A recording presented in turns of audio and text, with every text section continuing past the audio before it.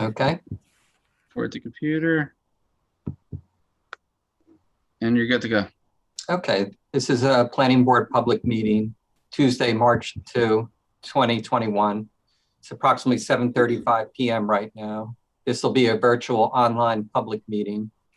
For the duration of the coronavirus health emergency, Village Hall is closed to the public and meetings are held with participants at remote locations connecting to conferencing software provided by Zoom.us. Members of the public are invited to view meetings live using the Zoom client, which also allows them to raise a hand and contribute with voice and video when they are invited to do so during the public portions of the meeting. In accordance with the provisions of section 10:4-8D of the Open Public Meetings Act, the date, location, and time of the commencement of this meeting is reflected in a meeting notice, a copy of which schedule has been filed with the village manager and the village clerk, the Ridgewood News, and the Record newspapers, and posted on the bulletin board in the entry lobby of the village municipal offices at 131 North Maple Avenue and on the village website, all in accordance with the provisions of the Open Public Meetings Act. Okay, flag salute. Okay, I pledge allegiance to the flag of the United States of America and to the republic for which it stands, one nation, under God, indivisible, with liberty and justice for all. Okay, roll call, Jane. Mayor Knudsen, Chief and Gore, Councilman Reynolds, Here. Rich Joel, Here. Diane O'Brien, Here. Debbie Pateri, Here. Melanie Huban, Fran Bartow, Here. Allison Westner, Here. Darlene Johnson, Here. Igor Labarsky. Here. Okay, we have a quorum and can proceed. The first item on the agenda is public comments on topics not pending before the board. If anyone in the public wants to make a comment, they can raise their hand with the raise the hand function, and then Dylan will let you in, and then you can state your name and address and then make a comment. Dylan, do we have anyone? Also, if they're on phone, they can hit *9 to make a comment. So we have a dialer. I'm showing none. Okay, we'll move on to number 2 on the agenda. Do we have any committee, commission, professional updates for non-agenda topics from anybody? Okay, seeing there are none, we'll move on. Jane, have we received any correspondence? No. All right, number 3 on the agenda is 55 Maple Acquisition, 555 and 565 North Maple Avenue, block 2904, lots 20 through 26. Application for preliminary and final major site plan approval, exception from design standards and variance relief as needed to permit the use of a portion of the property as a surface parking area with an accessory pedestrian shelter. This will be carried to April 6, 2021, without further notice and without prejudice to the board. So if anyone is here for that item, it's April 6. All right, the next item will be Garber Building LLC 2-4 Garber Square, block 3801, lot 3. Application for minor site plan approval to permit restaurant and inn. This is continued from our meeting on January 19, 2021, and it was carried from February 16, 2021, without further notice and without prejudice to the board. And I believe Dave Rutherford's the attorney on this matter. Is he available? Hi, Rich. I just want to interject again that I'm not eligible on this one, so I'm just going to turn my microphone off and. Okay. And my Dylan can. Yep.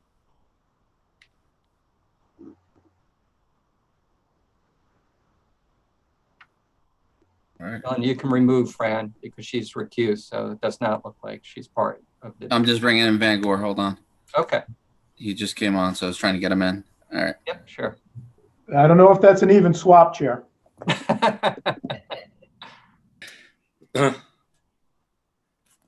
And Chairman, while we're off of any number right now, if we have a moment and we just want to put on the record before we get started with the Garber application, that the Hopper Ridge resolution would be carried.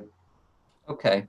That's correct. Hopper Ridge Condominium Association, Block 4104, Lot 3. We had a resolution for approval for preliminary and final site plan and soil movement and variance approval. That'll be carried to March 16, 2021. So if anyone's here for that, it's going to be carried to that date. And there's no prejudice to the board nor the applicant in that regard.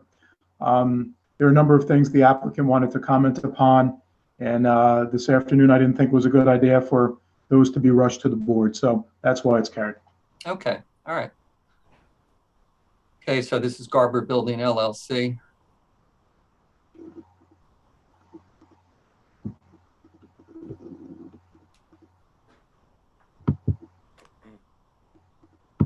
All right, who am I bringing in, Jane? Dave Rutherford. Yeah. Oop.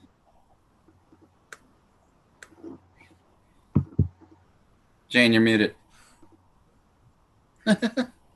You're having a whole conversation. Talking away here. Okay. And Jonathan Steingraber and Jordan Rosenberg and Kent Rigg That's correct. Yes, thank you. and Rhonda Reinstein. That's correct. Thank you, Ms. Wonder Jim.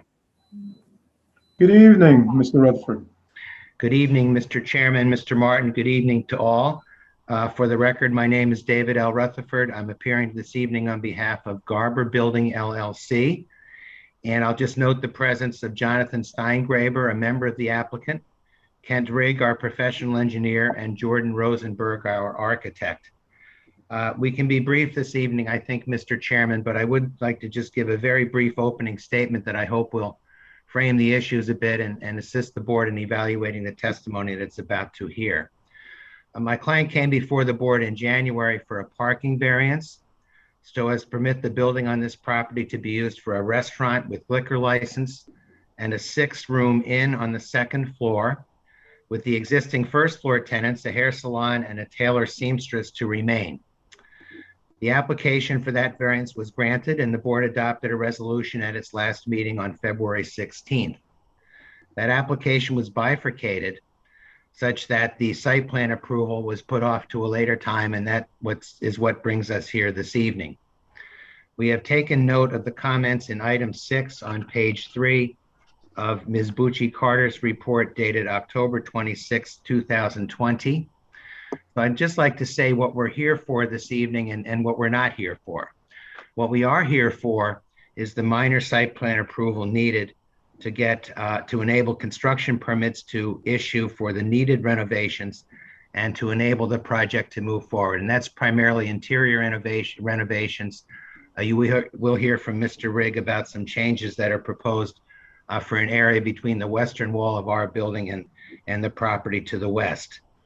I should emphasize that we have not yet finalized signage or lighting, so we will need to return at a later time for that. Those items are going to take just a little bit more thought and consideration before we're prepared to present that to the board. I would say that we are proposing no changes to the facade of the building. Other than that, we do propose to paint the building. I can assure the board that my client and I fully understand the importance of the selection of the paint color for this building.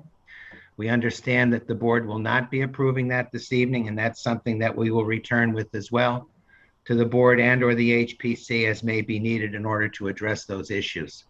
So really what we're here for this evening and what's encompassed in the minor site plan approval we seek are the relatively minor changes in the area between on the west of the building. And then Mr. Rosenberg is going to address some changes that are needed to the roof. They're pretty minor as well to accommodate the kitchen for the restaurant roof, for the restaurant use, I should say. He's also going to address issues relating to the elevator as they relate to the rooftop. The board may recall that Susan Luciano, who is the manager of the Hvac office, which is located in the building to the west of our building, did appear at the January meeting. And she can certainly speak for herself. I don't know if she's present this evening or not, but if she is, she certainly can speak for herself. But we have had consultation with her. We believe that the plan we are presenting this evening addresses her concerns. As I indicated a moment ago, the changes to the rooftop are minimal. The last part of this is, and it's not necessarily a site plan approval, but it's something we want the board to be aware of. Back in January, the board heard testimony about a proposal for 48 seats in the inside, which is not changing, and 36 seats on the outside, also which is not changing. We do anticipate outdoor seating in the village right-of-way along West Ridgewood Avenue. And we also anticipate some outdoor seating in an area that is actually on our property to the east of the building on Garber Square. In all instances, the seating will comply with the provisions of the Village Sidewalk Cafe Ordinance as it relates to spacing, clear walkway areas, and the like, and will not exceed 36 in number, which is totally consistent with the parking variance approval that was granted in January and memorialized just a few weeks ago. So you'll hear from Mr. Rigg in a moment. He's shown some representative tables.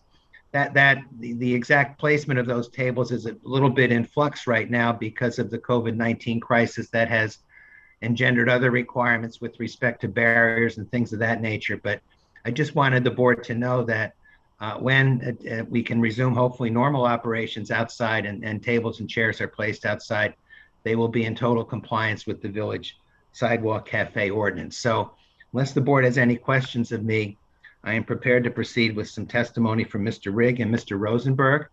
Mr. Steingraber is here in the event the board has questions that may relate to operational or related issues, and he'll be certainly happy to answer them. So if you please, we could have Mr. Rigg sworn and I'll proceed with his testimony. Very good. Mr. Rutherford, just a couple threshold issues. Number one, I know it's bifurcated and it was a while ago, but I want to confirm with you that notice has been appropriate and is satisfactory for this continued application in the bifurcated manner. Number two, you referenced the Bucci-Carter report of November 26th. Let's just push your reference to it. Let's mark it board one, okay? Sure, thank you. And then finally, in terms of minor site plan, that is what you're looking for. You deem this to be a minor site plan.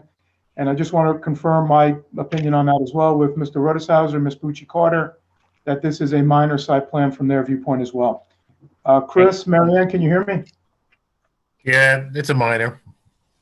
And Marianne, you agree, right? Yes. Very good. Mr. Rutherford, call your first witness and I'll swear that person in. Yes, thank you. And just for the record, Mr. Martin, I did include a request for minor site plan approval in the notice that was originally served back at the very beginning of this matter. So thank you. So we'll call Mr. Kent Rigg, please. Mr. Rigg, can you hear me? Mr. Rigg, you need to unmute.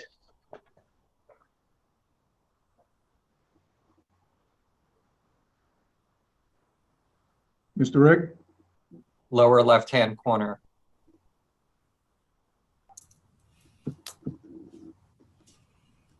There's a little microphone, lower left-hand corner, you put your pointer at.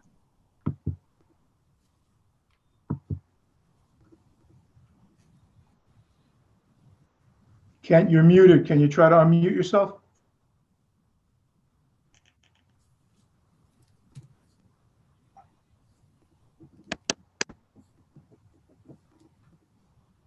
If we request unmute, then I think it pops up. I did that.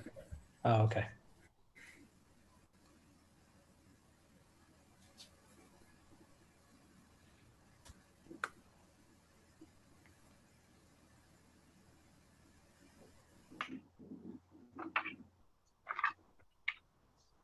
If you like, Mr. Chairman, while Mr. Rigg attends to that, it doesn't matter the order. I can take Mr. Rosenberg next if you wish.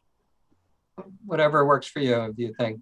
Well, I don't want to rush Mr. Rigg or put additional pressure on him. Why don't we have Mr. Rosenberg sworn and we'll proceed with him at this time. Okay, sure. Very good. Thank you, David. Jordan, I see you're unmuted. Can you hear me?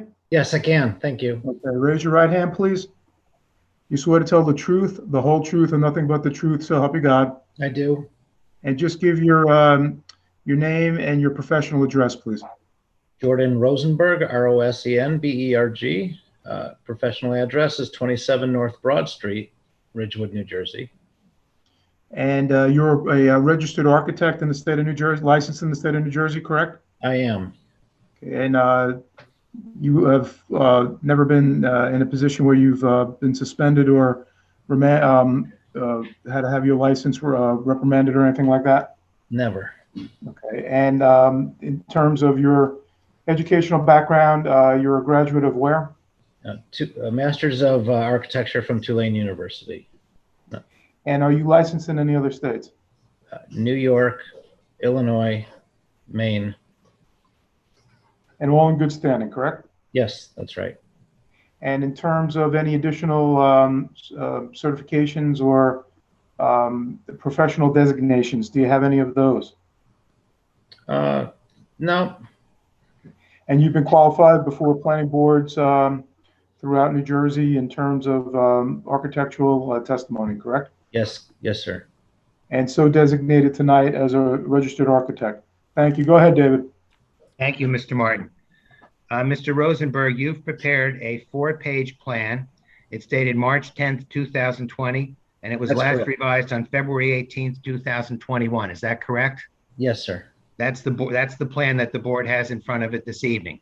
Yes. And for the record, that plan is the same as what was presented to the board in January, but for the February 18th revisions. Is that correct? Yes, that's And correct. as I indicated in my opening statement, the revisions were made to address the concerns raised by Ms. Bucci Carter in her October 26, 2020 memo. Yes.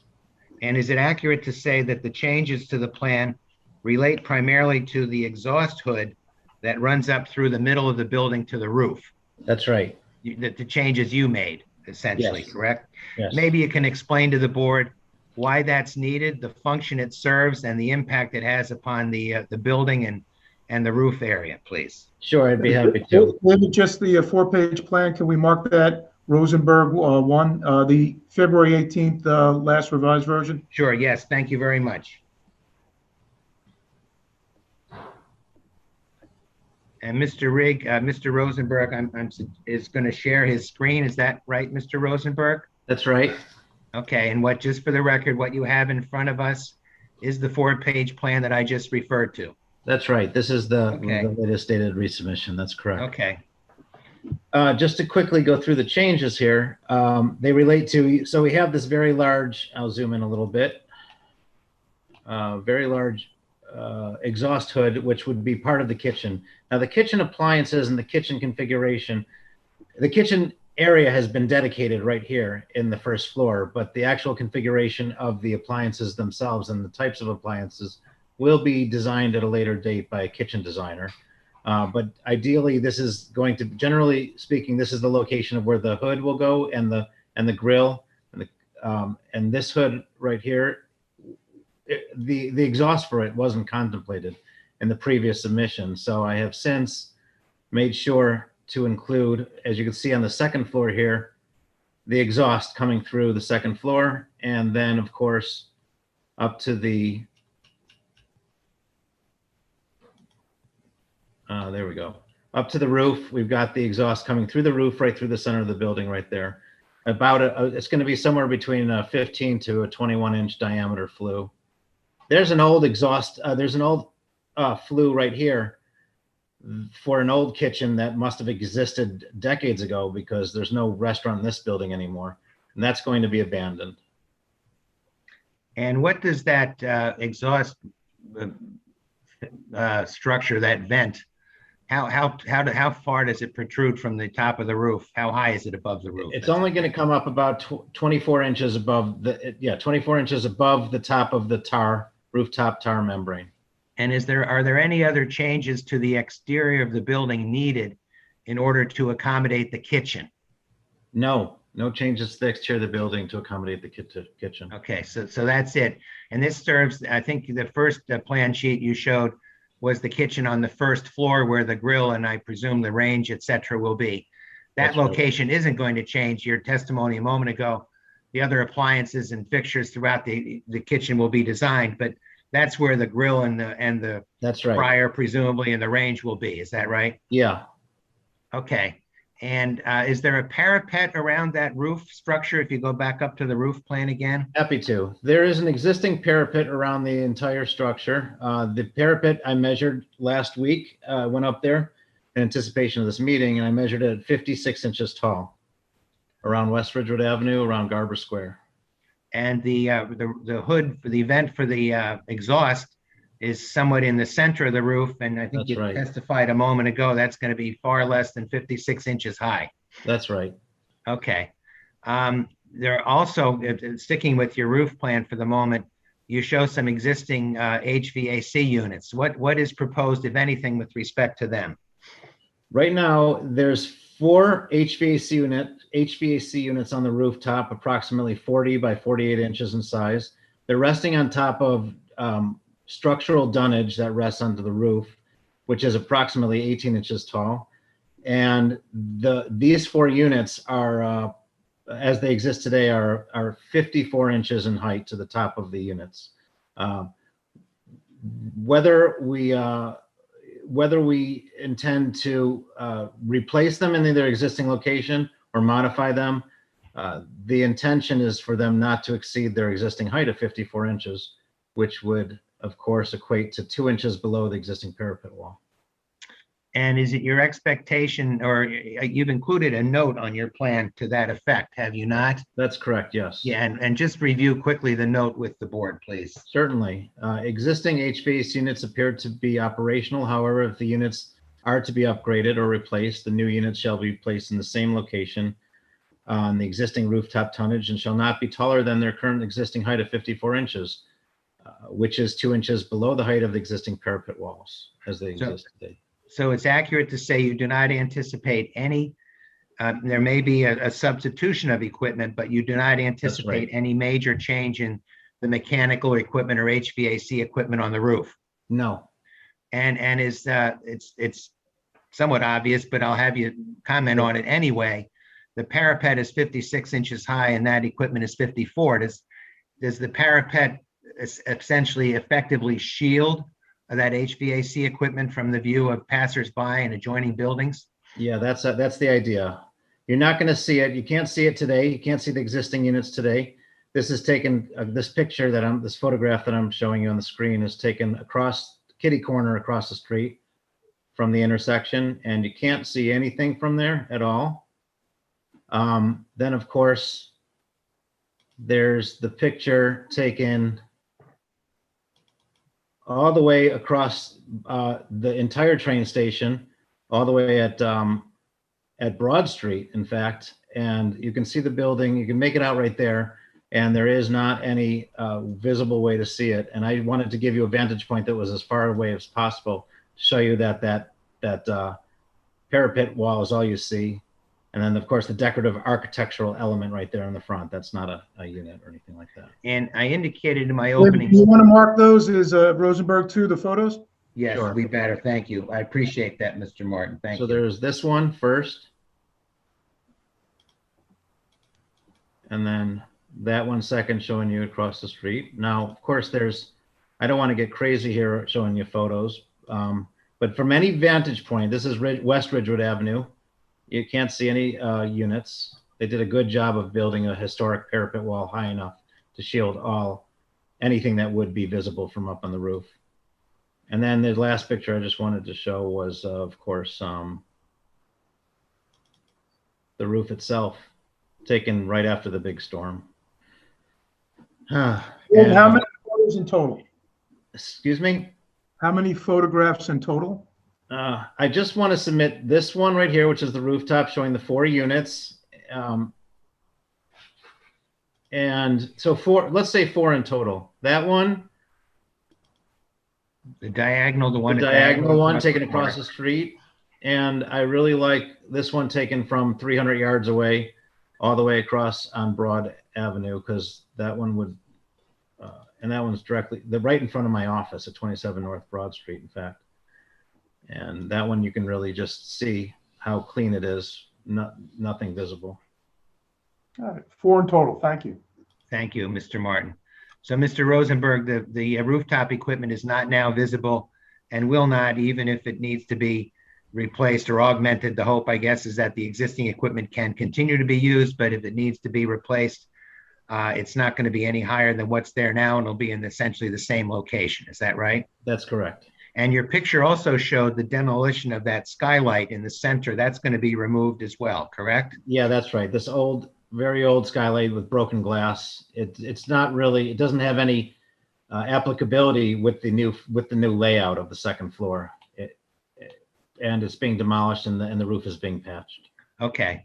Now this building also includes an elevator, does it not? Well, yes, we are proposing an elevator, of course. Okay, and you show the elevator. I think, Gary, you're referring to the second floor. That goes to the basement, the first floor, and the second floor. That's right. It goes through the it's there not just for convenience, but also to help show that we're meeting ADA compliance, because we do have one of the 6 units up at the second floor. This one all the way over here on the number 3 is an ADA compliant rental, overnight accommodation stay with an ADA accessible bathroom, and that's accessible for an elevator as well. I also would like to mention that the entire building is being upgraded with sprinklers on all floors, including the basement. And Ms. Bucci-Carter's report mentioned the fact that elevators often require a rooftop enclosure with mechanicals. Your plan does not show any such feature. Can you explain why? Certainly.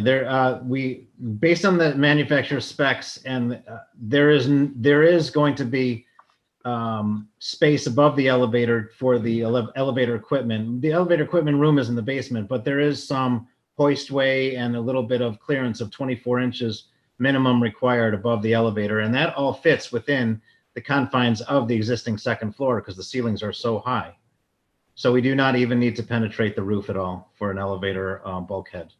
Okay, so the changes to the roof really are is the demolition of that skylight, the exhaust vent coming up from the first floor, possible replacement of rooftop equipment with equipment of similar size and height, and nothing with respect to the elevator, correct? That's correct. Okay, and in my opening statement, I referred to the fact that we are not proposing any other changes to the facade of this building other than to paint it, and made clear, and we'll make clear again that we understand that when that decision has been made, we will need to return to the board to review the color and the accent painting and those kinds of things with the board, right? But otherwise, the exterior of the building is going to remain the same. Yes. Okay. Mr. Chairman, I think that's all I have for Mr. Rosenberg. Okay, thanks, Dave. Board members, anyone have questions for Mr. Rosenberg? I just have one question. The roof hatch you show it, is that moving? No, that's staying in its existing location. And then there's sorry, please continue. Oh, sorry. I just saw it says new attic hatch. Well, as it turns out, Jonathan just did the upgrade to the ladder and the upgrade to the waterproofing around the hatch. I don't know if we don't need to replace the hatch. It's in perfect working order. All right. Oh, so you're just gonna leave it in that closet? Yeah, it's gonna stay in that. It's gonna stay in that utility closet in the hallway. Okay. The second floor. All right. That's all I have. Any other questions? No. Okay, board professionals, do you have any questions for Mr. Rosenberg? I do. I have a couple minor questions. And actually, I'm not sure now if it is even you to ask, but the plans that were submitted also contain a fence. Would that be a different professional? Yes, yeah, I think Mr. Rigg can address the fence. Okay. So for the building itself, there's no utilities contemplated for the outside at all? Any other connections or anything, any wiring on the outside of the building?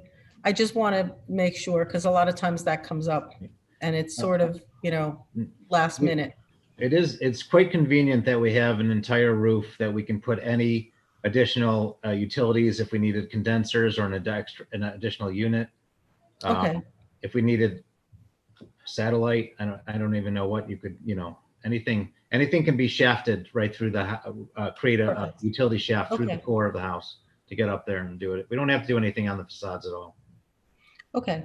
I think my other questions then will be for some of the other professionals, unless you're involved in any of the outdoor seating or anything like that? No. No? Okay. Thank you. Okay. Chris, did you have any questions for him?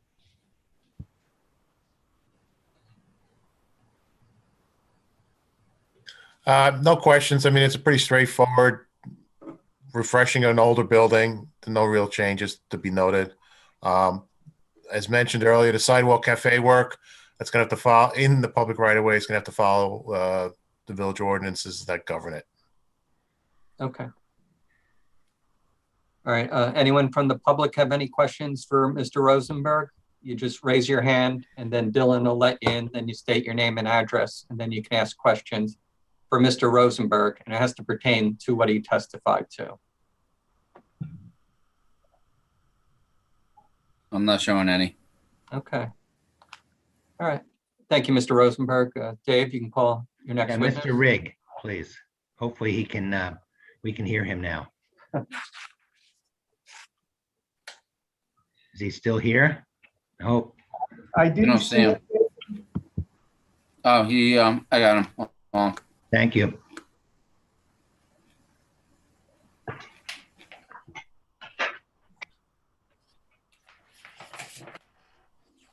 Still muted. He's got two David? sign-ins. If we have any continued issue with him being on mute, you can call his cell phone and pull the speaker up. Well, actually, I just saw the mute button shake a little bit there. I was hoping he came on. Here he There he is. goes. Good The job. mute's off. Good. Now, if we can see him, we need to see him as well. I still see he's muted. Maybe I'm wrong, but, Oh, he has two sign-ins. Green, but not on the other. oh, okay.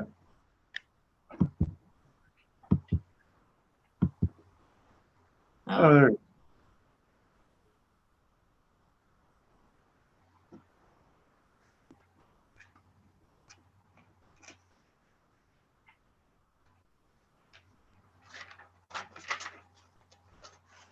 Here we are. Mr. Rigg, can you hear us? Can't hear him. We can't hear you. How about now? Yeah, Good. oh, beautiful. Thank you very much. Thank you. And raise your right hand, please. You swear to tell the truth, the whole truth, and nothing but the truth, so help you God. Yes, I do.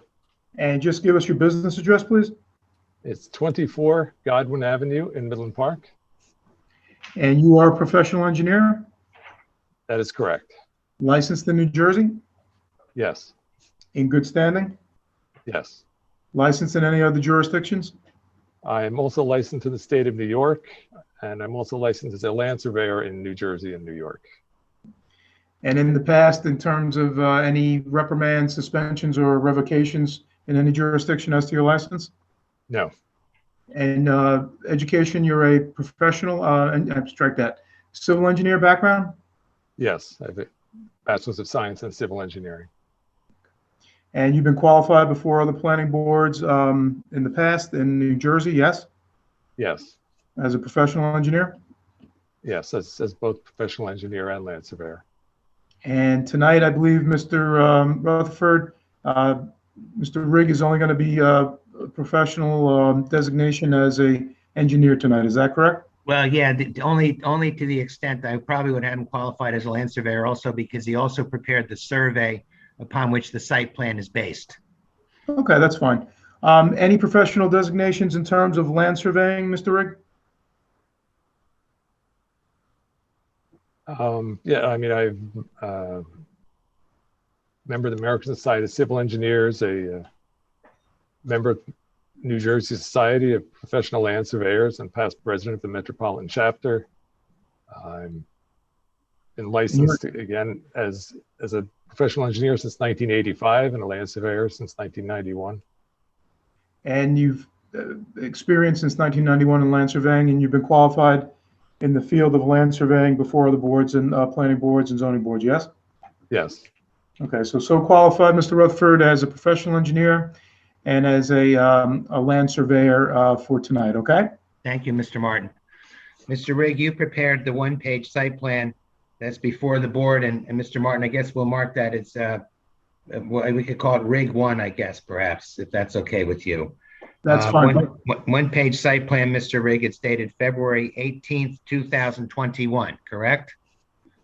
That is correct. And that's based upon a survey of the property that was prepared by you, dated June 10th, 2020. Correct.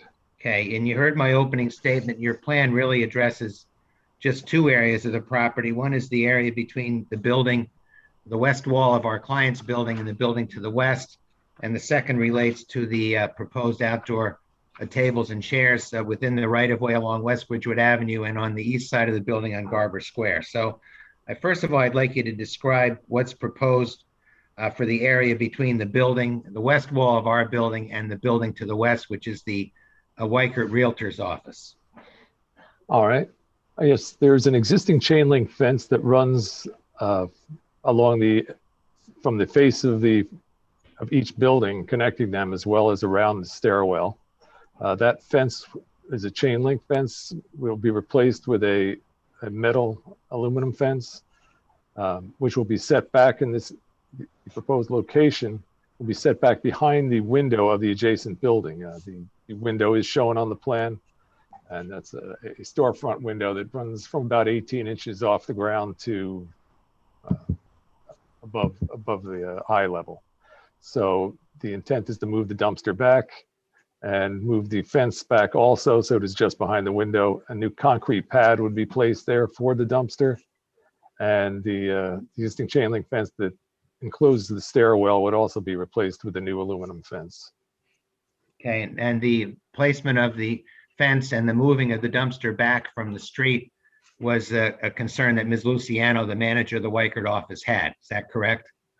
Yes. And we made some modifications in the plan in order to address that concern. You've shown a detail of the fence in the upper right corner of your plan. Can you just describe that very briefly for the board? Yes. Again, there's a square aluminum pickets. It's a commercial grade fence. The pickets are 3/4 inch squares. The rails are 1 inch, and it's a 4-foot high fence. And it's an open black aluminum fence.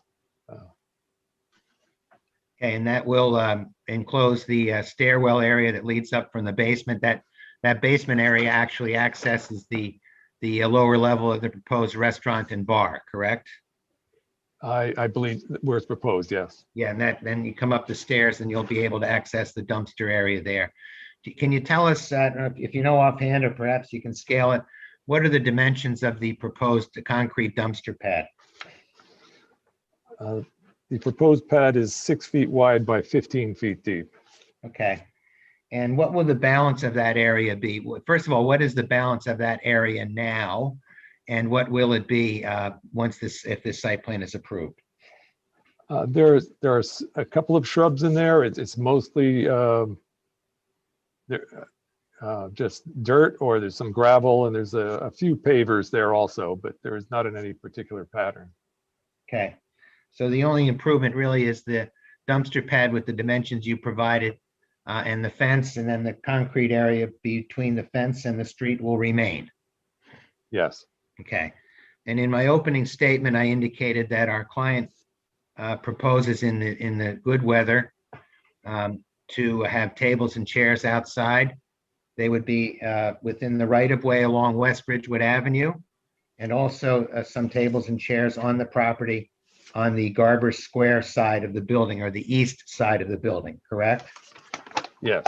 And you put a note on your plan indicating that we understand that any chairs or tables within the right-of-way along West Bridgewood Avenue would need to comply with the village sidewalk cafe ordinance in terms of placement and clearance between tables and clear walking distance, etc. Correct? Yes. And you've shown 3 representative tables on the plan along the east side of the building. Those are actually on the client's property. I don't think there's any room for tables or chairs on the east side of the building in the right of way. Any tables or chairs would actually be on our client's property, correct? Yes, on the Garber Square side, yes. Yeah, notwithstanding that, Mr. Steingraber also intends obviously to comply with the village regulations, again, with respect to distances between tables and clear pathways to walk and all those kinds of things, correct? Yes. I indicated in my opening that one of the reasons why we didn't show more detail at the moment about those tables is that the pandemic has kind of put that in an uproar also, because it has imposed additional requirements on restaurant owners with respect to, partitions and dividers and things of that sort. So rather than trying to anticipate what it is or what it could be, we've just indicated that we will comply with the village sidewalk ordinance, however it may be amended in whatever form it may be from time to time as we traverse this pandemic. But no more than 36 seats, which is consistent with the parking variance, correct? Correct. Okay, anything else? I think that's really all that Mr. Rosenberg has already addressed the changes to the building. I think that's really all that we have for the site plan, correct? That's correct. The Okay. rest is existing conditions. Mr. Chairman, I wouldn't have any more questions for Mr. Rigg. Okay, do any board members have any questions for Mr. Rigg? Go ahead, Darlene. Hi, Mr. Riggs, how are you? All right, how are you? Okay, good. I just wanted to just get a little clarification on the fence and the concrete. So I'm just gonna ask two questions. Are we to understand that the garbage is in front of the fence or behind the fence? It is behind the fence. Okay, and how big of a truck will be able to go through the fence since it's food and perishable garbage like that? You know what I'm saying? So I was just wondering, because that's gonna be, restaurants create a lot of garbage. And garbage Right. creates rodents. This is roughly a 3-yard dumpster. I don't think that the truck is going to be driving back in there. I think what they'll be doing is they'll have to push the dumpster out to the edge of the street in order to empty it. Mm. What I don't think happens? they're going to be able to back up in between the buildings there to empty the dumpster. And is that gonna be daily? It's a I wouldn't Mr. Steingraber can address that, I believe. Mhm. Want to swear me in? Well, do it maybe, Mr. Chairman, I don't know if Ms. Johnson should complete her questioning of Mr. Rigg or Mr. Steingraber can. Darlene, answer if you have that any question, more whatever you wish. questions, you can ask them for Mr. Rigg. And then Dave will bring up the other issue when we. That's No, fine. no, that was my just concern when I just Uh-huh. saw everything about trash removal. Yep, okay. Any more questions for Mr. Rigg? Yes, I have a couple. Okay, Darlene kind of beat me to the punch regarding the trash. So it's a 3-yard container. Is the restaurant staff anticipated to wheel that out to the street to be collected? I think Mr. Steingraber's addressing exactly how that's going to occur, the operational aspect of it. Okay, then the only other thing for you, Mr. Rigg, would be, to make the garbage container work better, would a depressed curb in that parking space be advisable? It would make it easier, yes. All right. David, would you consider a suppressed curb? That's a good idea. Yeah, I'm certain I'll get Mr. Steingraber to comment on that. I think that would be fine. I'm sure we could do that. Yes. Nothing further for Mr. Rigg. Thank you. all right. Any more questions? Mary Ann, do you have any? Yes, just one. Okay, And it's kind of an overview question, since this is essentially the fence is designed to screen the service area in the dumpster, and also make sure that it's behind the window for the property next door. I have seen metal decorative screening fences that aren't open, so there you can get a opaque or almost opaque, almost like a slatted type fence. There's lots of different varieties and looks. And I think that might be something to consider here. So it can still be historic black metal. It could be aluminum, but it actually would be opaque instead, if you can look into that, because I think that would actually serve this area better and allow you to store more things back there and have them not be visible from the street. That's fine. We spoke about this earlier, Mr. Steingraber. We are not married to this fence, okay? To be candid about it. So we're open to, Mr. Steingraber can certainly address that, but we're open if the board feels that additional screening is needed. I'm sure we're happy to provide it, and a depressed curb might also make it easier for that to be emptied as well. So yes. Okay. Anything else, Marianne? Based on this, the only other thing that, and if it's something that you guys don't normally see, and it seems as though you don't, normally we would ask about the furniture for the outdoor cafe. If you have any idea of what that's going to be, and want to make sure that obviously it all matches, and find out, kind of get an idea. I mean, it may not have to be a part of this application, but I think if I think it would be just interesting to hear what you're planning. And David, maybe if the board votes in favor, maybe something to the effect that outdoor furniture to be in compliant with the village planner's requirements, which is pretty basic. Yeah, that's fine. This is a lot of planning has gone into this project, but there are still some decisions to be made. But yes, hopefully the board knows from the very beginning, my client really understands the prominent nature of this corner and the historic nature of this building. So anything that's going to enhance that and advance that, we are in favor of. So the answer is yes. Yeah, if the board would act favorably, I'm sure that we can work that out as well. Yes. I'm sure you can present it when you have the color for the paint and things like that. Yeah, we can do that. That's true too. Yes. Yeah. Okay. Anything else, Marianne? No? Not of this witness. Okay. Any questions from the public? If you have a question you just raise your hand, and then when you're let in, you just state your name and address, and then you can ask a question based upon the testimony that was heard from Mr. Rigg.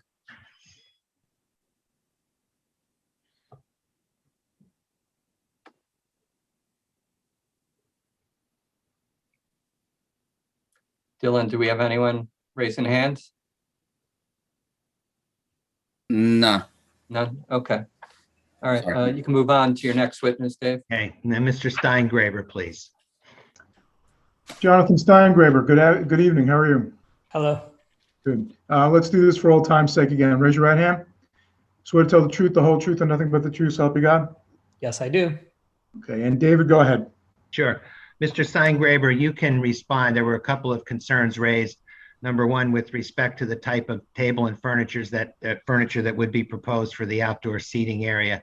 And the second had to do with the depressed curb and the frequency of the emptying of the dumpster and how that would be accomplished. And I know you testified at the last meeting that you have had experience in operating an establishment of this nature. So maybe you can comment on those items, please.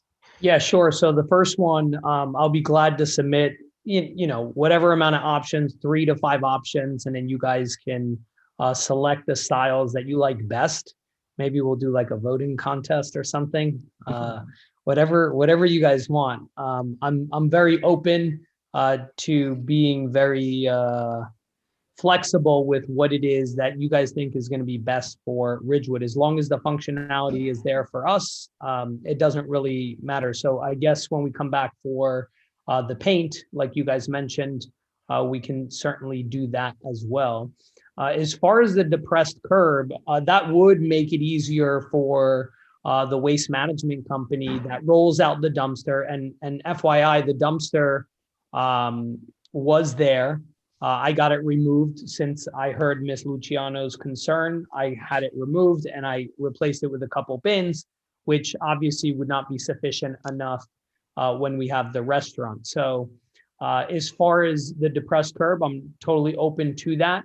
I don't think it's necessary because right now they've been operating without it, but I think it would make their jobs easier if it's not going to affect the parking space or anything like that. Now, if the parking space is there, they will pick it up on off-peak hours. They always do. But if the parking space is still there and the curb is depressed, if there's a car parked there, it kind of, it doesn't help the fact that there's a depressed curb there. So not sure how often that's going to be used versus it not being used. It is certainly probably making their job easier.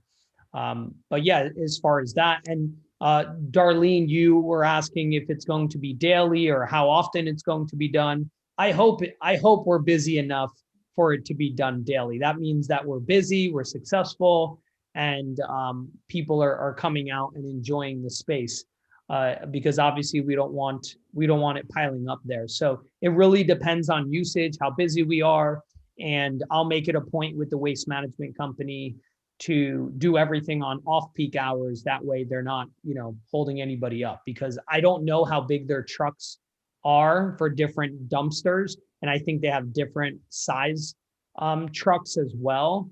So I'm really not sure how to answer that question yet. I could probably find out, but I don't know how big their trucks are. But it could be as much as daily to ensure that there's no buildup of debris or odor or anything else. And you're prepared to do whatever's needed to accomplish that. Yeah, of course. Okay. Thank you. And there's also systems, I've been looking into systems that actually compound the waste right within the dumpster. So because I search all the restaurant stuff on the internet, I think I get targeted by restaurant equipment companies now. And I've been looking into all these different systems that actually help you manage that waste. There's a lot of cool technology nowadays that makes it where you can have a lot more garbage inside the dumpster, and it compacts it, and it doesn't change anything about it. And then, it just, I might be able to do it every 2 days or every 3 days instead of daily, which will reduce the amount that the truck has to pick it up. So I'll do my best as the operator to make sure that we are, meeting the needs of the community. And if there's any issues, I'll be compliant with whatever needs to be done to solve for it. And the last issue that Ms. Bucci-Carter raised had to do with perhaps making the fence a bit more opaque. I love that idea.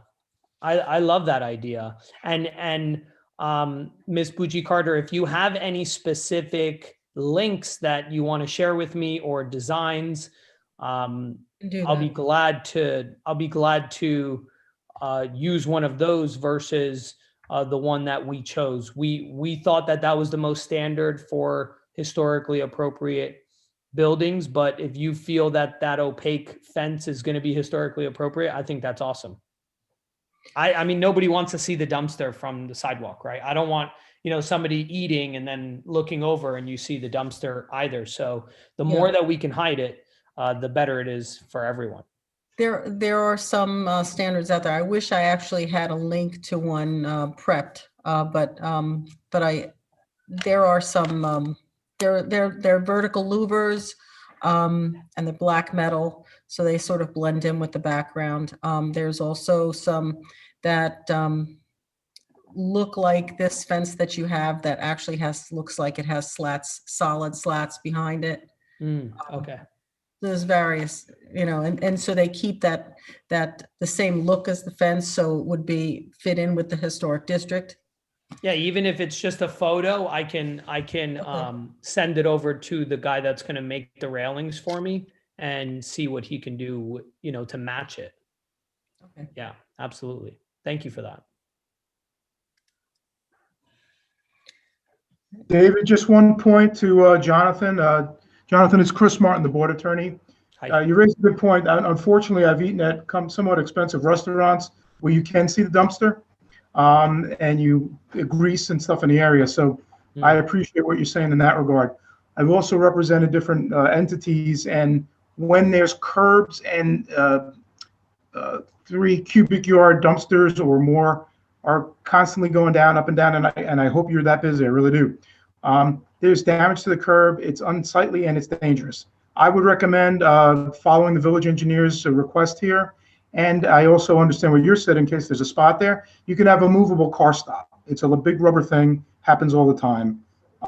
So I would be inclined to suggest to the board that if they're willing to grant this application, that the depressed curb be included. Great. Mr. Steingerber, will you be doing or giving more testimony, or is this just in response to the points that came up? Because I have a question based on testimony from the last time, or I could wait till you're done. We'll see if Dave, do you have any more testimony? No, I didn't. I really had Mr. Steingraber to address the issues that arose earlier. So yes. Okay. Yeah, Marianne, you can ask your question. So one of the comments that came out of a question from the last hearing was about management of the inn. Yes. And I think the response, and correct me if I'm wrong, the response was that there would be someone permanently there taking care of that. But when I saw this application, my expectation for this as an inn was like the inns that I've encountered in Europe and other places, where you basically, they're managed online, where, you know, there might be a code that you get when it's time to check in, and there doesn't necessarily have to be anybody there 24/7. So you make your arrangements online, you check in with your code, you check out, and then the cleaning staff and other people turn over the rooms at certain hours a day. And there's always a phone number to contact for people if they need any assistance or have any questions. So I guess how you're going to manage this is my question. So as far as the business plan, the operations of it, we're not 100% sure on what that's going to be. In the beginning, for sure, I'm going to have somebody there no matter what. I do operate Airbnb properties, and I do exactly what you're talking about. I have self check-in. I have a camera on site that alerts me the minute I'm being alerted right now that somebody is there. It's a motion detector. There's all sorts of technology and stuff that allow us to do that. Mm-hmm. So that's possible. I can't say let's do it one way or another 100%, but what I can tell you is what I believe, that at least in the beginning, I want somebody there 24/7, at least as a hostess, just because first of all, financially, it's not going to be that big of a deal to do that, because it's just basically one more, 8 to 12 hour shift. But eventually, maybe we will automate everything. But I'm not 100% sure on the operation. I mean, in the beginning, there's glitches and things go wrong and people are going to ask questions. Instead of sending a property manager there, to resolve, I think the first year we're going to have to make sure that there's somebody there, because reviews are everything in this business. And if I don't have 5-star reviews and stellar reviews, I'm not going to be successful over the long run. So at least until we fix any kinks, I think we have to operate that way. For confidentiality purposes, if you're staying in an inn, it's probably better to have self check-in, but I'm not really worried about that right now. Okay, but there's 6 units and they're all be limited stay units. And what is the longest stay that would be permitted? The length of stay? The length of stay? I mean, I can tell you by experience. You mean by like what my requirements would be? Well, there's probably a state overall. Usually I think what I've seen in some locations. Less than 30 days, right? Yes. Yeah, it would definitely be less than 30 days. Okay. All right. Do you have a problem with that being part of the, in any resolution? No, if we could make it 30 days or less, that would be fine. Okay. Yep. No, that was my only questions. Okay, anyone I from the I board have a have quick questions? question for Mr. Steingraber. Yep. Will you be recycling back of house? Yes, Okay, so that's built into the operations plan as far 100%. as recycling and whatnot. Absolutely. Okay, thank you. Yep. Anyone else have questions? Yep, go Darlene. ahead, Darlene. Okay, so I have a question about the operation because I'm very concerned. And I don't know if this is the time I should say it or if I should wait.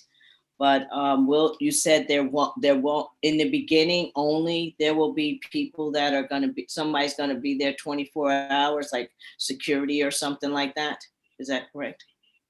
No, it's not security. I mean, it's just somebody that's going to be just like when you go to a hotel, like if you've ever checked into a Hilton at, 2 a.m., which I have because I used to travel a lot, there's somebody at the reception to greet you and say, what's your reservation? Great. They check them in and then they give them the hotel room card, and then they let them upstairs. Here, although it's an inn and it's different, I just for my own sake, because of what I mentioned before to Miss Bucci Carter, I think it's important that we work out any kinks in the beginning and things like that to make sure that we have somebody that's greeting them. What I really love about this building and the way that Jordan Rosenberg designed it is that when you go right into that reception area, the elevator is right there. So you go right up. So there's no concern with bags. There's no steps. There's nothing, right? So there you literally go right in. There's not even one step.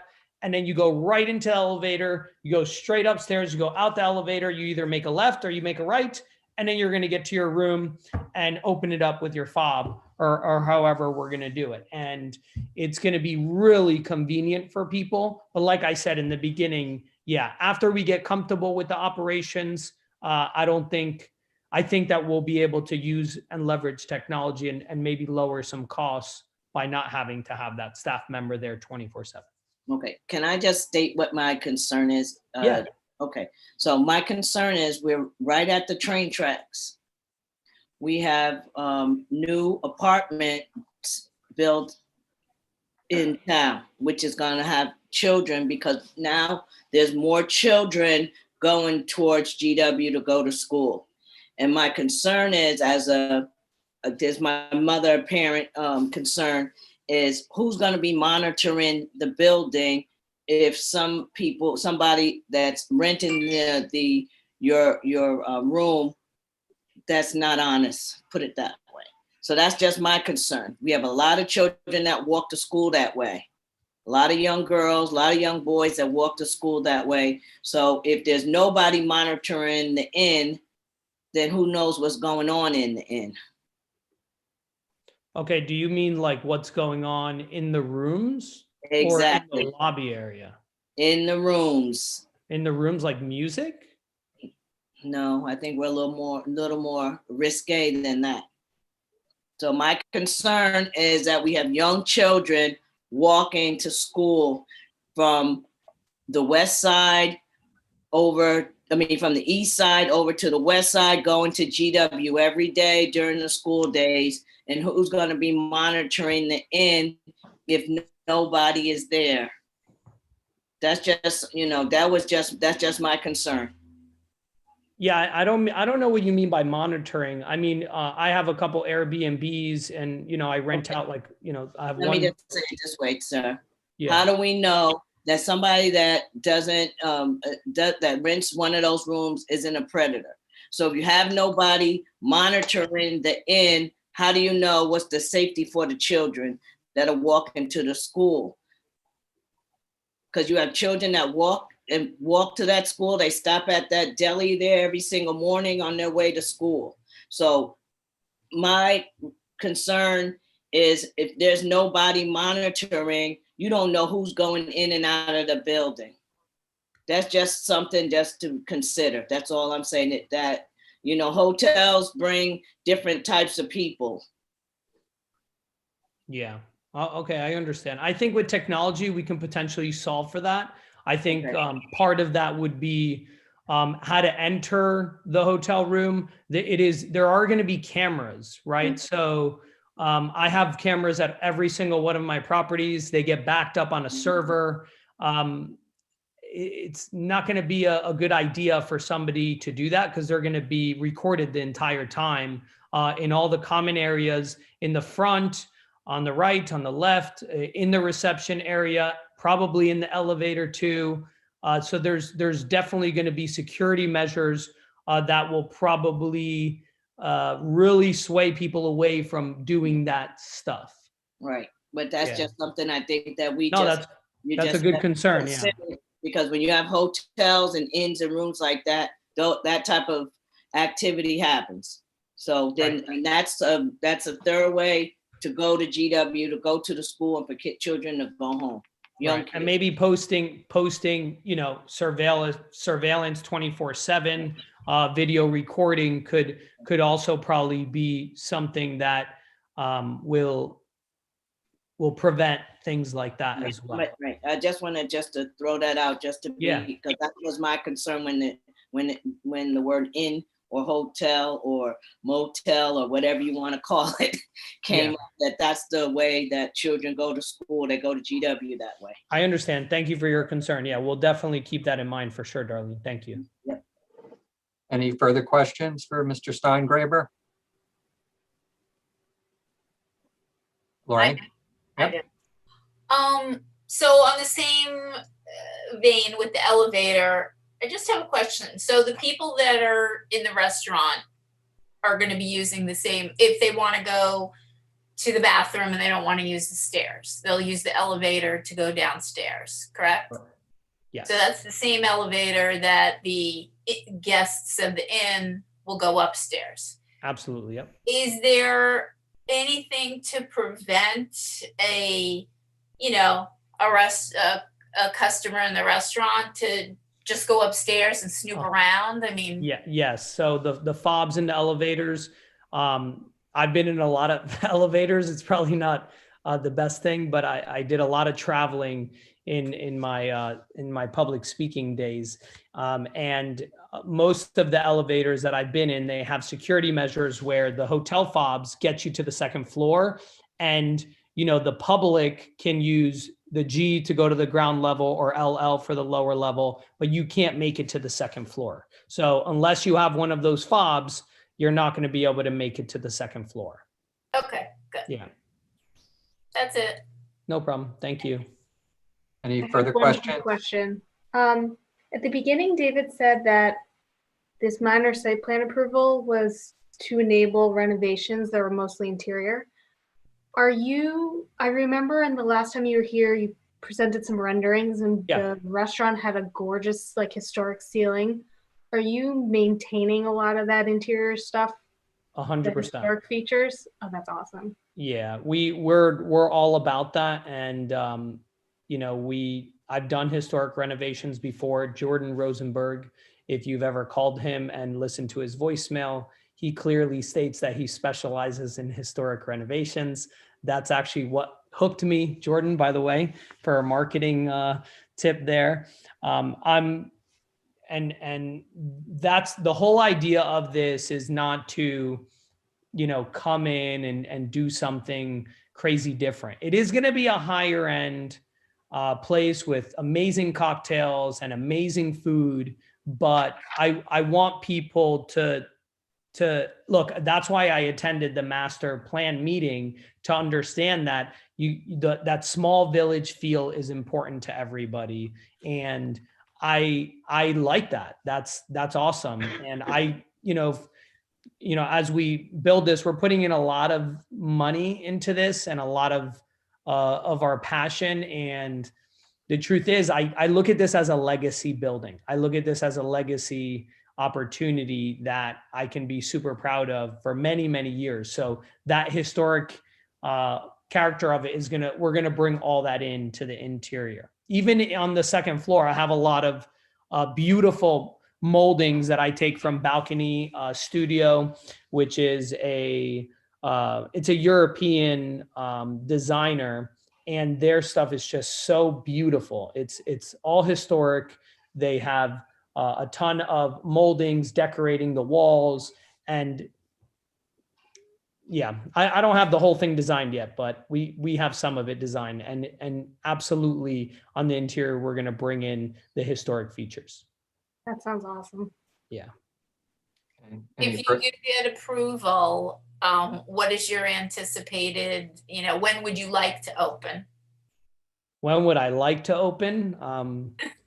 Before I need to renew my liquor license again. As soon as possible, but I understand that a lot of the stuff that we're ordering is going to be custom, and now with COVID and all, it is taking a lot longer to get materials and products. So I would say it would probably take about 12 months to be realistic. Okay. Once the permits are approved, right? The construction permits are submitted and approved. I think it'll take about 12 months. Hopefully we could do it sooner. Thank you. Yeah. Any further questions for Mr. Steingraber? Okay, any questions from the public?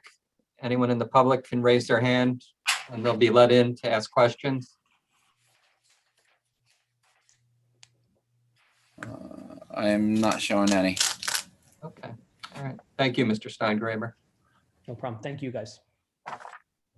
Okay, do our board experts have anything to, any more witnesses, Dave? No. No, okay. Mr. Chairman, no. Do our board experts have anything to add on the application? Happy to work with the site engineer on a ramp and getting the information on our parking regulations to coordinate with the sanitation company. Awesome. Okay. And I'm okay. I believe that all the points in my report were addressed thoroughly. Thank you. Okay. Anyone from the public want to testify? You can raise your hand, and when Dylan lets you in, state your name and address, and then you can testify. Anyone, Dylan? I'm showing none. Okay.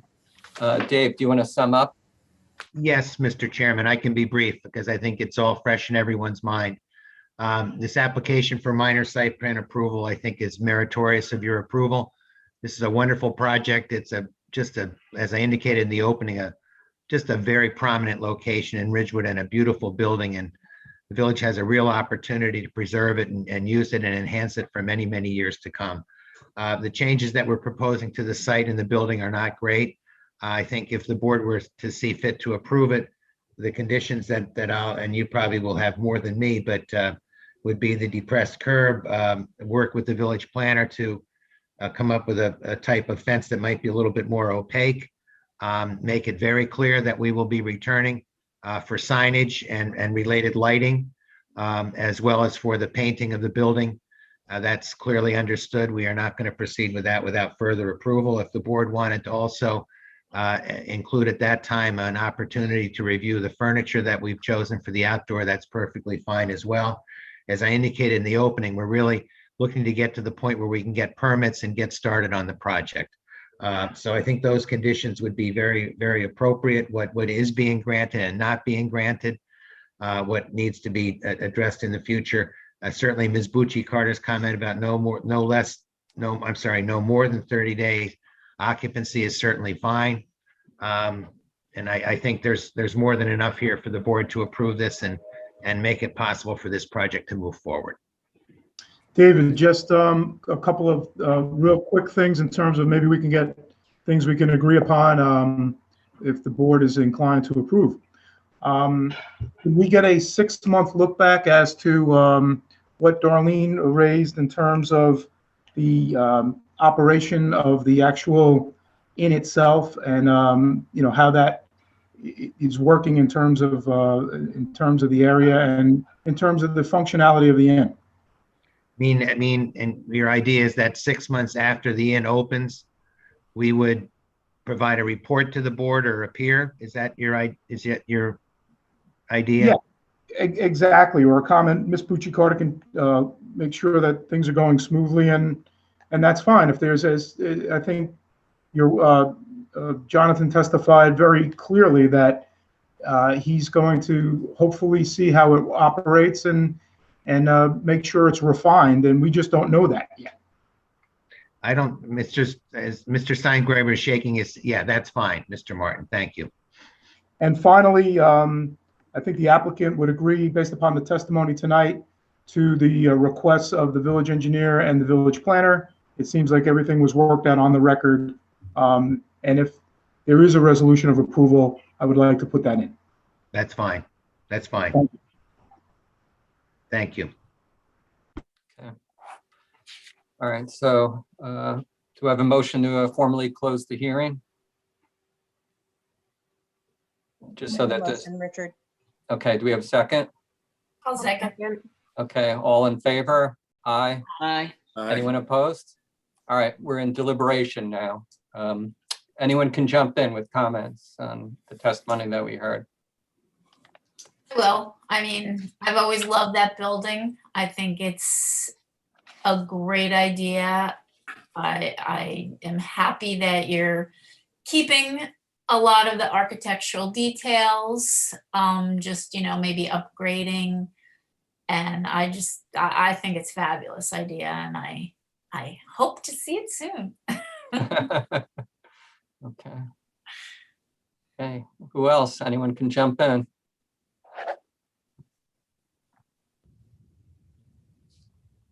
Yeah, I like to echo Lorraine's. I think it's a great project, and the testimony we heard, I mean, nothing's really going to change on the rooftop that you can see. I think it was done, you know, in a very professional manner and with an attention to detail.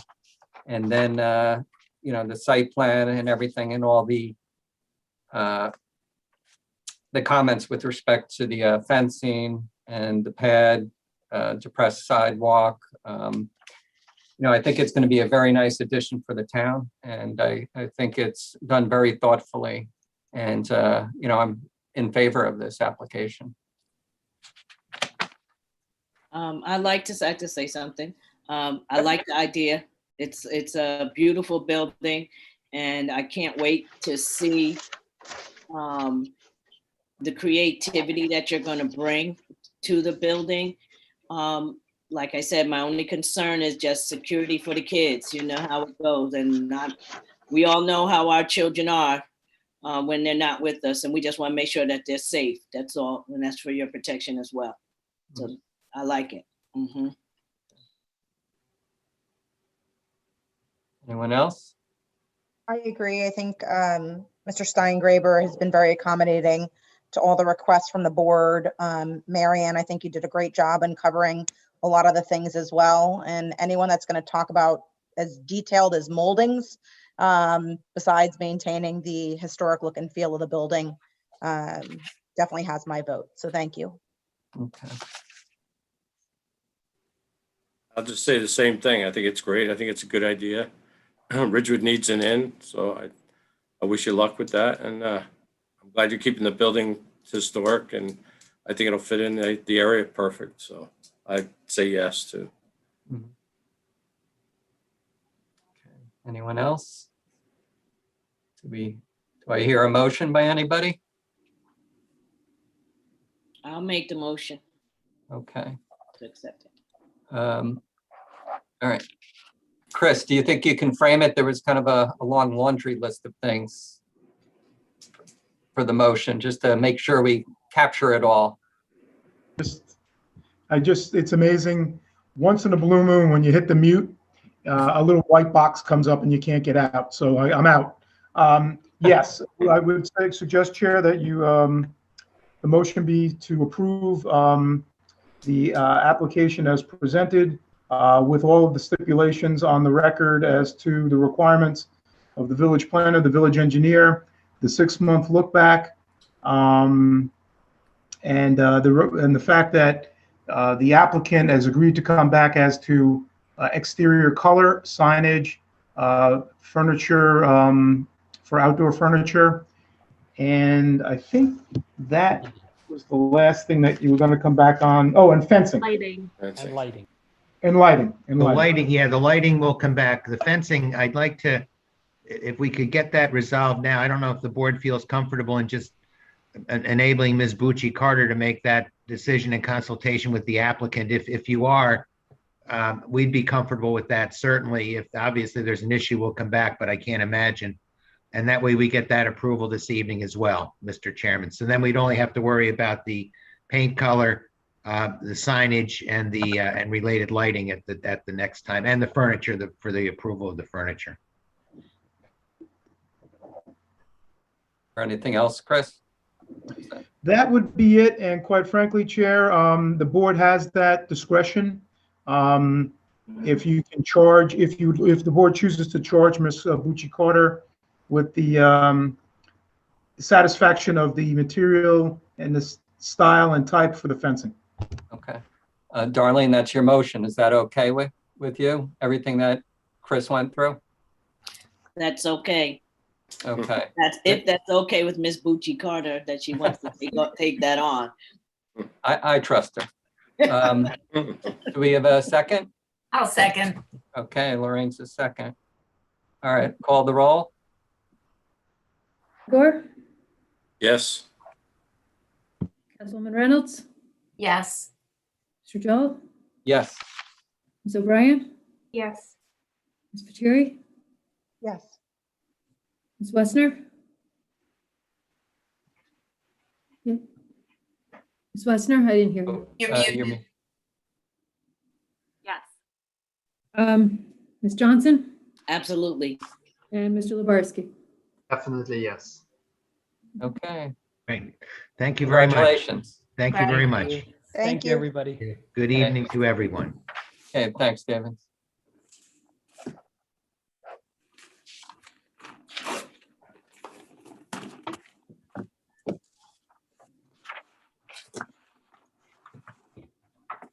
Trying to get out of this thing. Okay. Hopper Ridge was carried to March 16, 2021. So our next item will be discussion regarding climate change bill and the master plan and NJDEP conservation goals and strategies regarding the New Jersey Wildlife Action Plan. Can I bring Fran back in? Yes.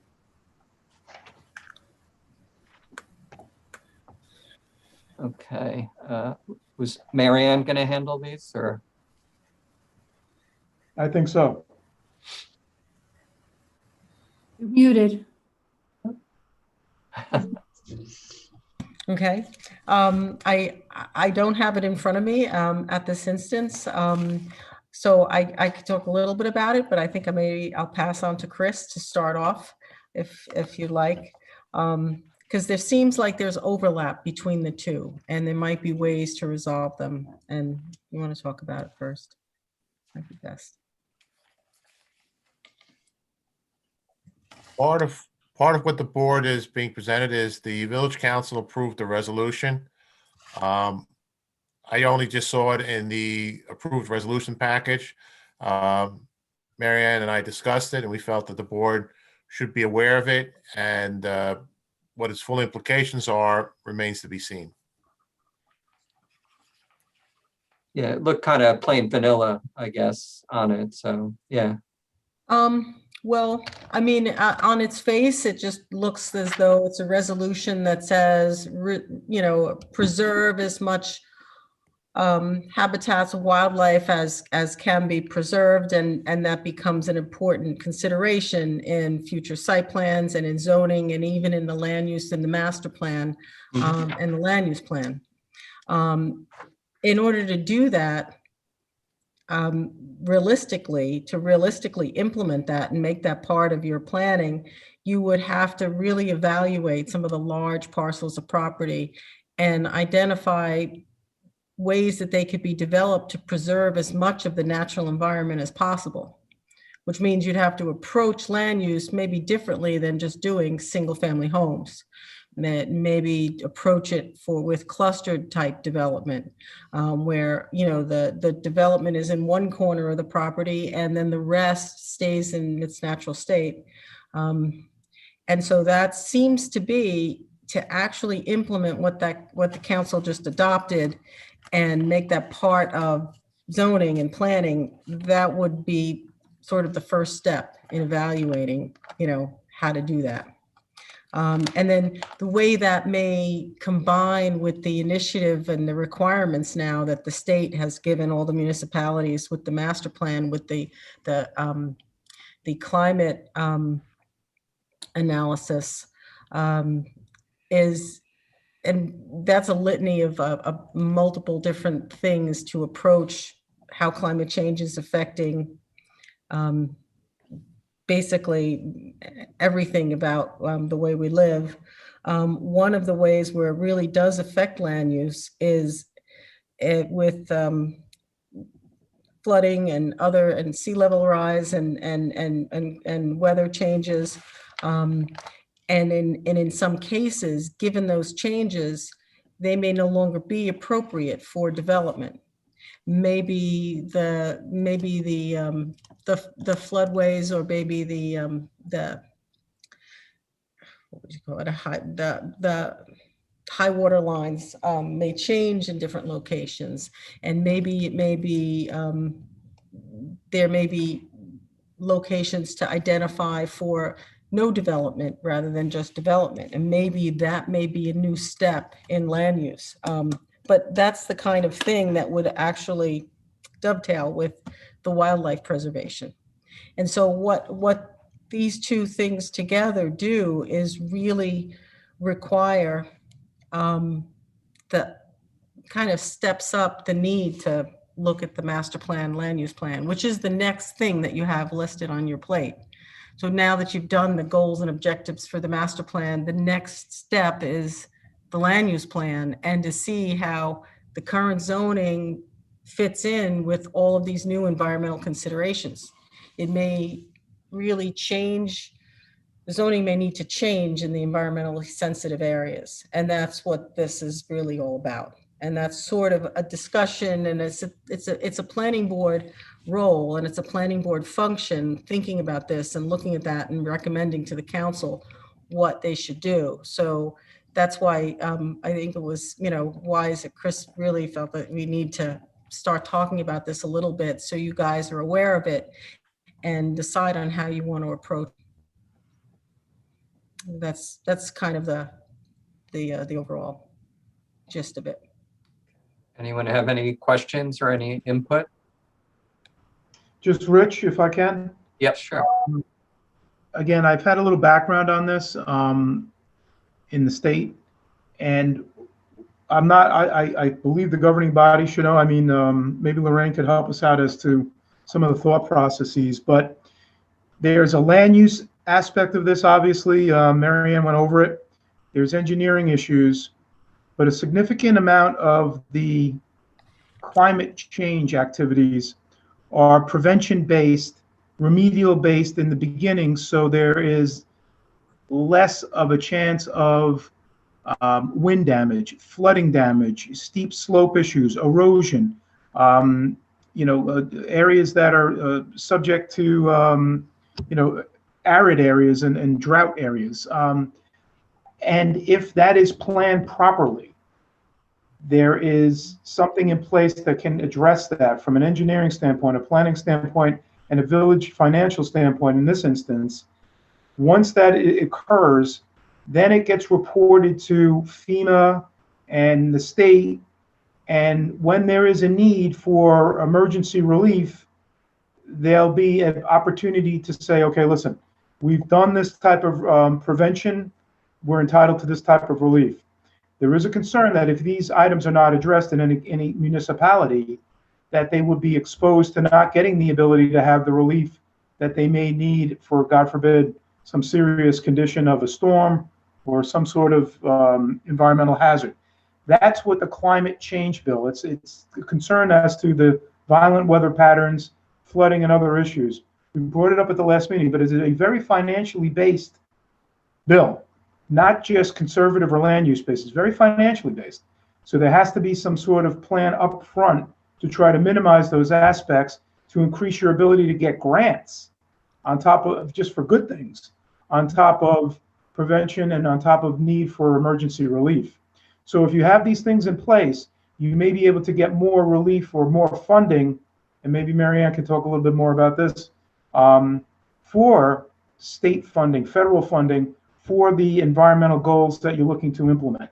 But without some sort of roadmap for that, you're probably sacrificing ability to get free money to do the right thing in the communities. And that's what this board is really should take a look at. So Chris, I have a quick question for you based on that. Not only is it the right thing to do, but is there, and I hate to use this expression, but is there like a checklist or things that the board should be looking at as we go and, you know, look at ways to kind of improve this? Are there a best case studies somewhere or things like that that other municipalities may have done? No, And I hear you about the grants. So yeah, I'm just kind of wondering, you know, A, it's the right thing to do, but B, is there are certain things that we have to do in order to qualify for them? And is there like a checklist somewhere or something? It would be, it's an excellent question, and it's unique to a certain area. For example, the easy example is the Jersey Shore. After what happened in 2012, a lot of the ordinances have come in place where you have to raise the houses. Chris Rudishauser is an excellent resource for the village. He's been around in terms of understanding these things. I don't know. I don't know. I've never heard there was, but maybe there's a problem with wastewater runoff issues. I think Chris raised an issue before of dumping snow into the brooks, where that is no longer. It's a concern in many municipalities as to the ability to keep those areas free from chemicals, salts, and things like that. A warming of areas. I know there were steep slope discussions when, Debbie, you were on the board at the time, when we were talking about the developments in those areas and concerns about that. I think Marianne and Chris raised flooding issues in the community. There's other issues in different applications as to potential mosquito exposure. There has to be open space areas, which is consistent with what Marianne said about the master plan. So the answer is there's not a checklist like the stormwater management or stormwater plan that we just did. The state gave us a very easy ordinance to just adopt. This is something more where there has to be some research by the engineer, I think, and the planner as to what our exposures are and what remedial measures economically can be taken, and then how to apply for those. Yeah, and maybe what has the biggest impact, right? Or what's the low hanging fruit, and then what can we start to really build up an impact, right? Because I'm sure there's some things like, and you brought up a bunch of them just now, Chris, and I'm sure the other Chris Squared, you knows some of those. What are those low hanging fruit things that we can go after, and then what is some other things that we're going to have to plan towards? Yeah, didn't we have something on the electric cars in the garages? And Chris was saying something about there has to be certain parking areas for electricity juice, for lack of a better term, to go into these electronic cars. Can we get money for that? Is it a prevention of the carbon footprint of Village of Ridgewood? Do we get credit for that? And can we get funding for that opportunity? Well, the village has, in the Hudson Street garage, we have a number of EV spaces. We looked at putting EV, electronic vehicle chargers, at Village Hall. We did get a grant, but the grant was substantially less than what the overall cost would have been to install them. The grant also was very specific on certain chargers that were quite expensive. We're looking at, if we go forward with additional EV chargers using the same one that's in the Hudson garage, to have a kind of a uniformity throughout the village on charging systems. The one we use in the garage is also a relatively simple one. I have seen vehicles charging at it. So somebody's using it, and that's a good thing. What about generating the water system? Any kind of prevention of backup flooding, tunneling, cammering the pipes. So many different ideas that if there's some sort of thing to put together, maybe there's other opportunities to get some money if the village is trying to do a prevention as to climate change in the future.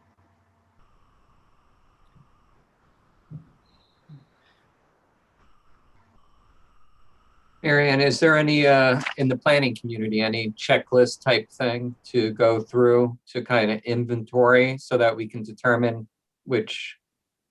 I would say there's no one uniform checklist anywhere. But there are, over the last several years, a lot of different environmental commissions that have been active. And with the Sustainable Jersey, they have a somewhat form of checklist that goes through a litany of items in all different areas that you can kind of go through. So there's informal checklists. There's no official DEP checklist that I know of, but they probably have one. So there's lots of sources to look at item could be included in here to be reviewed, and how to assess them. So but each one, like Chris did say, it would be different for your area, whether if you have, ocean frontage or you have bay frontage versus rivers, and steep slopes or flat land, depending on your soil types, and it just depends on each location is going to have different checklists that would apply. And so there's different sources. It would basically, be part of, that's why it's probably put with and logically put with a master plan, because it just kind of fits in with the overall kind of vision and analysis that would go along with the master plan. So you probably would do that. But there could be various different sources for that checklist. I don't think there's any one. But it would be the responsibility of whoever's really working on it to seek out all the different sources and make sure they get into the details for each one. Chris Rudehauser, is there kind of an inventory thing for engineers for villages where they go down a checklist to look at certain things? It would be a heck of a long checklist. Yeah. I mean, in the village, for example, we have a CRS program that we participate with, and we have a CRS rating of 6. That entitles people in the flood hazard areas to a 20% premium reduction in their flood insurance. We have a very active flood information program to advise people who are considering purchasing in the flood hazard areas to get flood insurance, how high the flood can get in their properties, where their properties are located in respect to the floodway and the flood hazard area. It's a big process. We include all our stream water course maintenance and stuff like that. Similar programs can be developed for what like Marianne and Chris said. It will take time. Okay. And I guess a lot of preventative stuff has been done for flooding, even reaction plans and things like that. And I guess building's limited in the floodplain anyway. We encourage limiting in the building, but individuals do buy in the floodplain, and they, the families get larger. They do want to build. They follow the usual zoning board of adjustment process. But in addition to that, depending on the location in the floodplain, they will have to go to DEP many times for a stream encroachment permit. And we have involvement with that. And then the work that they do, like the house will have to be, the finished floor will generally be above the flood elevation. Air conditioning compressors will have to be above flood elevations. Electrical switches have to be above flood elevations. So there will be, by that desire of work to do, some flood proofing on the structures. That helps them out in the end. All right. Any other comments, discussion? Would this have to do with the, You can go would first. this have to do with plantings? Like give new buildings, we could determine that the plantings have to be a certain kind or a certain species? Water conservation rather than just flooding, or? Well, if for vegetation, the village can take a direction that a lot of communities are going and requiring only native vegetation to be installed. There is a lot of concern about invasive species. For example, bamboo is an invasive species. Some people love it and some people detest it. There's a whole list of non-native species that the state agricultural people would like to see not so much eliminated, but better controlled and not further propagated. I was thinking more like plantings that need less watering, so we could conserve on water, requiring something along that line. That can be also done. So you're correct. certain plants are very water intensive, and they do put a strain on our water system for their irrigation demand. That's certainly something that the board can incorporate in its requirements, that vegetation be less water demanding. Diane, did you have a question? Yeah, it sounds like we need to get the ball rolling on the land use element of the master plan. Is like, do we need to be contacting Neil and getting that started, or is that something? I think the subcommittee should just meet and see how we're going to take our next step for it. So we'll reach out, me, you, Melanie, and the mayor. We'll schedule a meeting and then determine what our next step to get it moving on for that. Okay. The only concern I have with Neil from NV5 is he's at the end of his contract right now. If the board wishes to go in that direction, the council will have to make an award to NV5 for their services in what you just requested. It's only fair to him that we have an ability to pay him if we use his services. Okay.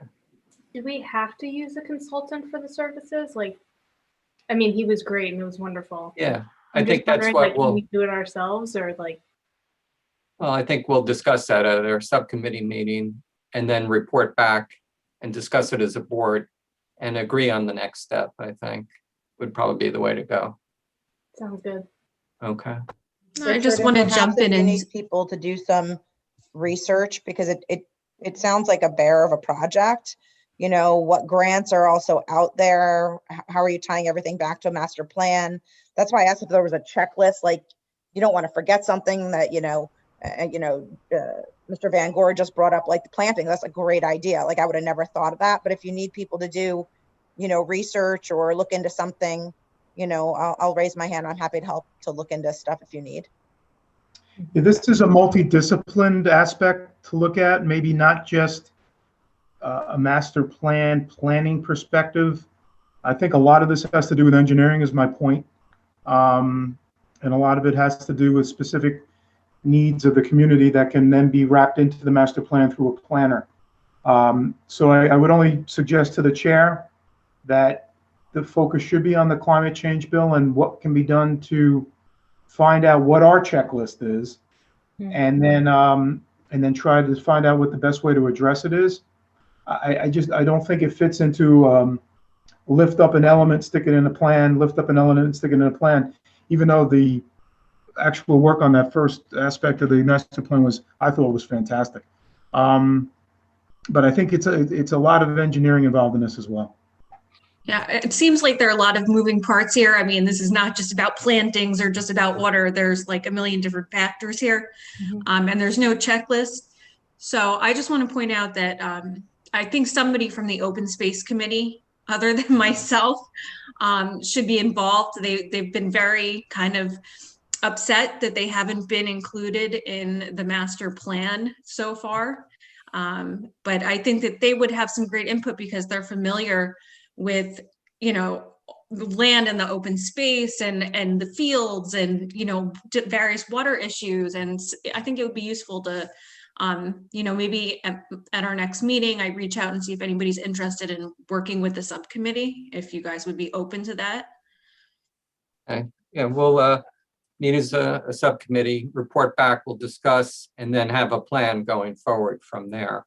And I'm Okay. sure it's going to include bringing other people in for reviewing certain things. I mean, I'll report to them on whatever you guys continue to report to Okay. the planning board. Okay, thank you.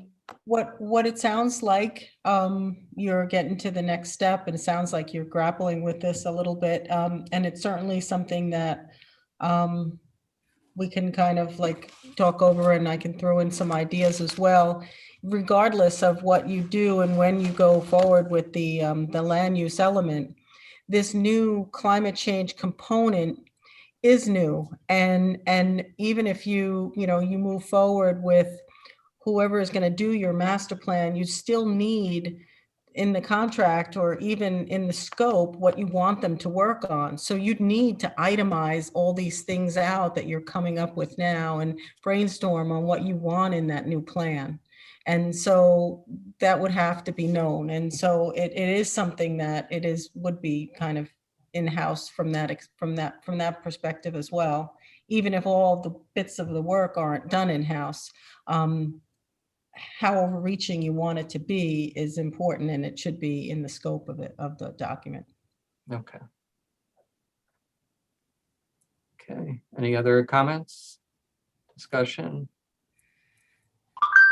Okay, all right, thanks. All right, our next item will be adoption of minutes, February 16, 2021.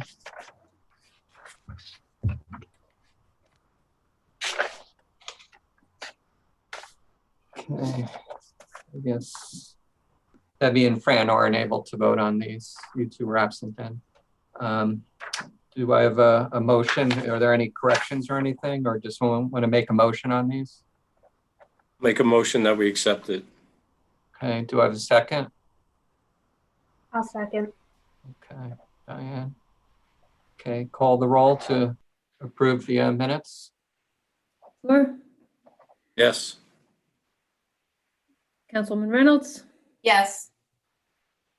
Mr. Joel, Yes. Ms. O'Brien, Yes. Ms. Westner.